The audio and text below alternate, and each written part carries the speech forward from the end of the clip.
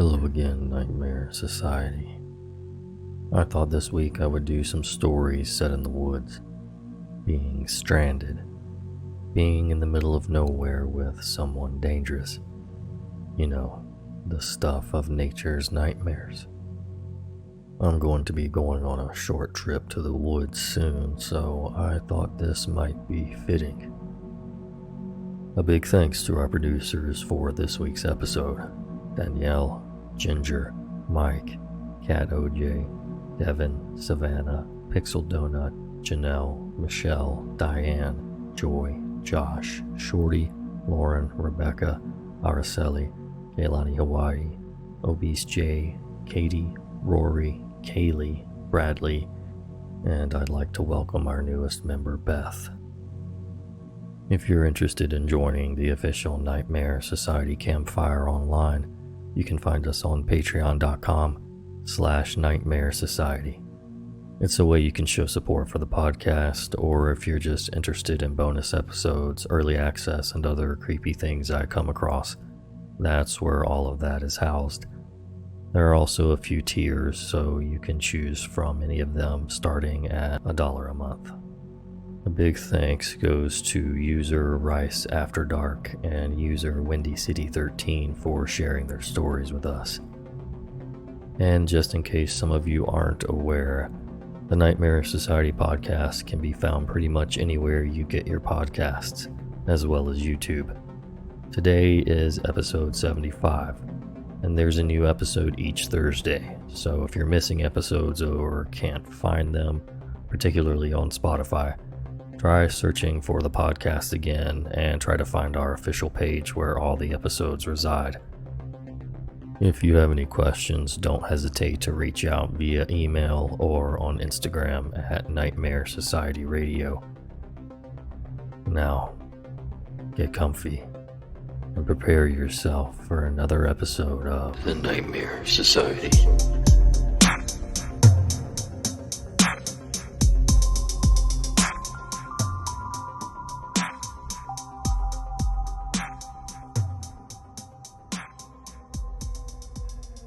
This story takes place on a road, but it is in the wilderness, as it's a very, very rural area with few to no houses around.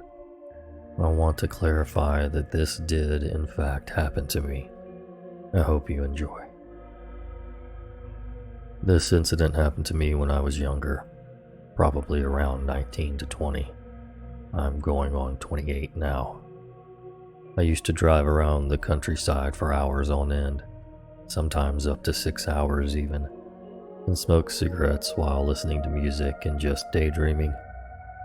I had been through a lot, so this was my way of letting off steam and trying to digest all the badness that had happened to me in the past 7 years. There's a route that goes into the southern part of my state and eventually takes you to Maryland. If I'm not mistaken, if you keep going along it, it'll take you all the way to Florida. It was a road I was very fond of, as it intersected with a lot of interesting places. It could take you to cities and beaches alike, all while somehow remaining pretty isolated and rural. One of these day trips, I was driving through a heavily wooded area that opened up to a field lined with trees on my left. I was pretty zoned out at this point, but something on the side of the road immediately caught my attention. In fact, it even seemed that time slowed so that I could see this apparition with more vivid detail than any random artifact I would ever glance at lying off the roadside. What I saw was an older, balding man dressed in full Catholic priest's garb. His mouth was opened in what appeared to be grief, staring up at the sky through large glasses. He was standing in front of a dead deer. A buck, from what I recall, it was around 3 points, maybe 4. Behind the deer was a 1970-80s Crown Vic style police car, without its lights on. It had no markings on it whatsoever to signify what county it was from, and no one was in the vehicle. I don't even think it had the engine running. Now, this is pure speculation, but it almost appeared as if the vehicle had been parked there for a day or so, because it was so sedentary.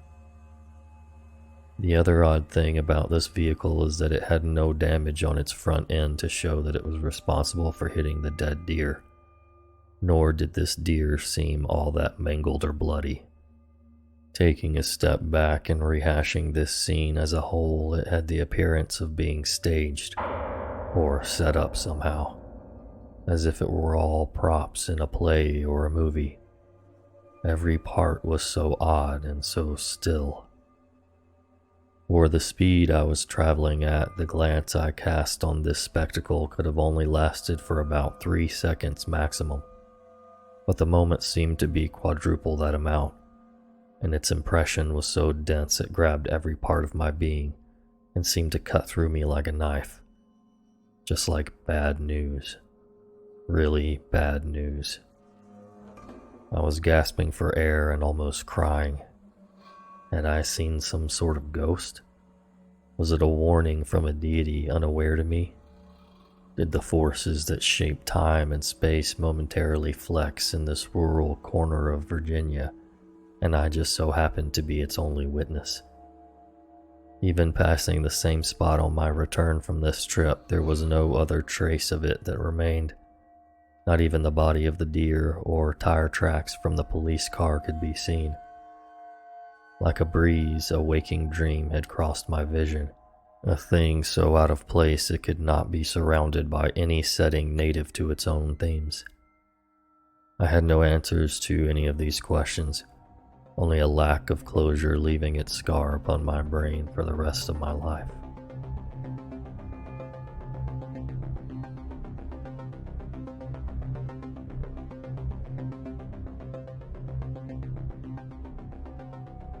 A couple of summers ago, my girlfriend and I were camping in the Chiquamaunon National Forest in northern Wisconsin. And after our experience, we don't plan to return unless we go with a large group of people. My girlfriend and I are from Chicago, so northern Wisconsin was our place to go for R&R. We've done a number of hiking trips in northern Wisconsin and in the UP, but never to this area. We're not backpacking experts, but we have been to a number of national parks and have been out hiking and exploring when we can find time away from work. We love getting away from people and relaxing in nature, but this trip made us appreciate the presence of other people around us in unfamiliar places. Our plan was to hike a remote section of the North Country Trail. The North Country Trail is a national scenic trail, like the Appalachian Trail, but it gets much less use. In some parts of northern Wisconsin, the trail is very remote, and the only access is via logging roads. We planned to hike like 15 miles along the trail to a backpack shelter, spend the night, and hike back to the car the following day. We spent the night at a friend's house in Wausau, and we set out early the next day to the trailhead. As we entered the national forest boundary, we were captivated by the beauty of the thick green forests. I drove slowly along the gravel logging roads as we made our way to the parking spot. While we were driving to the trailhead, we passed a couple of people standing next to a parked truck on the side of the road. They appeared to be hillbillies, as they had a rusted-out, banged-up pickup truck, complete with Confederate bumper stickers. As we drove past, I waved and they stared back without returning the greeting. Friendly people, I thought to myself. After we passed them, I looked in the rearview mirror and noticed they were still staring at us. And before we rounded the bend, I glanced back into the mirror again and saw them watching us through the haze of road dust. My girlfriend and I joked about the up north people, but we didn't think anything of the encounter. Aside from those people, we did not encounter anyone else on the remote logging roads within the national forest boundary. We found the trailhead about 15 minutes later, after winding our way on the narrow logging road. There was no one else parked at the trailhead, a perfect chance to get some needed solitude, fresh air, and relaxation. After parking and making sure the car was locked, we hoisted our packs and set off on the trail. The weather was relatively cool, which thankfully kept the mosquitoes and biting flies at bay. We took pictures along the way, and we marveled at the lushness of the forest and the topography of the glacial moraine. After a solid 8 hours of hiking, we found our campsite. It consisted of a wooden backpack shelter and a fire ring. Even though the shelter provided ample space for us, we opted to set our tent in a small clearing about 100 feet behind the shelter. We built a fire at the shelter fire ring, and I boiled water for our dehydrated trail food. As we ate, we watched the sky slowly turn dark. My girlfriend and I passed around a Nalgene filled with wine, and we marveled at how many stars you could see away from the city. When the fire was reduced to a small pile of glowing embers, we decided to head back to the tent.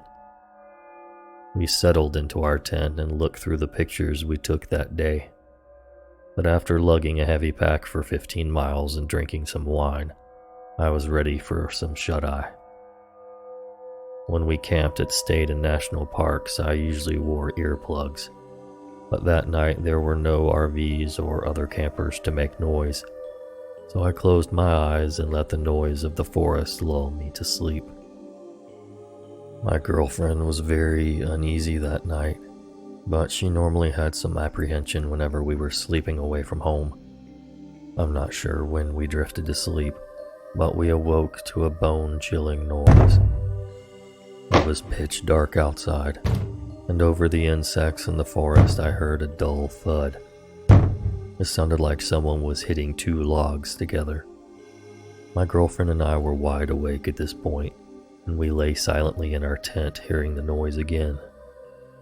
Our old tent had mesh windows, but the backpacking tent we were using had no window. We could only guess at what was making the noise outside our tent. We initially thought that an animal got at our food and garbage bag, which we left in the shelter. But the noise was too distinct, and it didn't sound like rustling through food wrappers or our camp equipment. Our hearts were pounding as we heard the persistent knock in the darkness. Unarmed and scared to death, we didn't know what to do. I normally would have carried a can of bear spray, but I decided to leave it at home to save on weight, against the wishes of my girlfriend. The knocking continued, but we remained still as to not give away our location. For all we knew, whatever was making the noise had already spotted our tent. After what seemed like an eternity, the knocking sound ceased. We lay in complete silence with only the dull buzz of the insects in the background. Then we heard it. Leaves rustling, a branch breaking, voices. We heard low talking in the distance. We couldn't make out what was being said, but it sounded like a couple of people talking in the distance.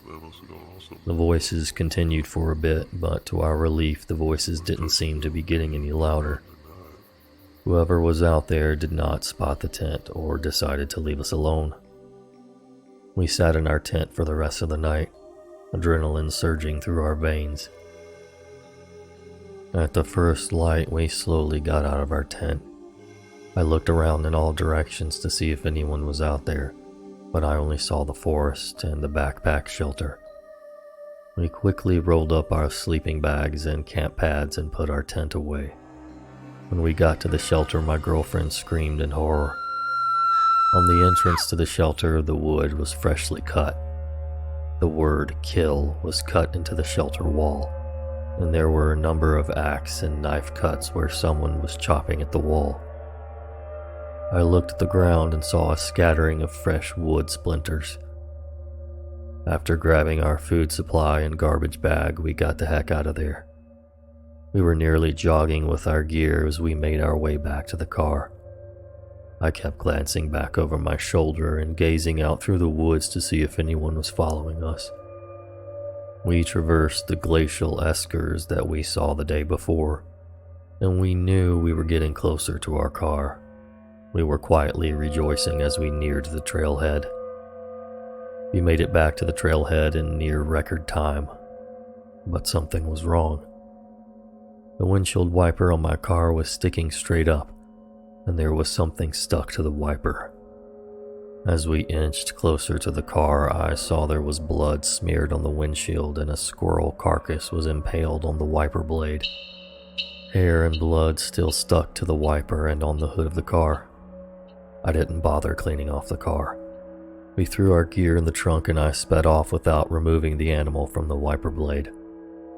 As I sped down the gravel logging road, I kept glancing in the rearview mirror, but I couldn't see anything through the cloud of road dust behind the car.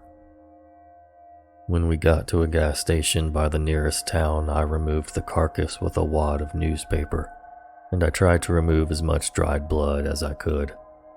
I filled up on gas and we didn't stop until we made it to Milwaukee. This was the last trip I took to the woods of northern Wisconsin.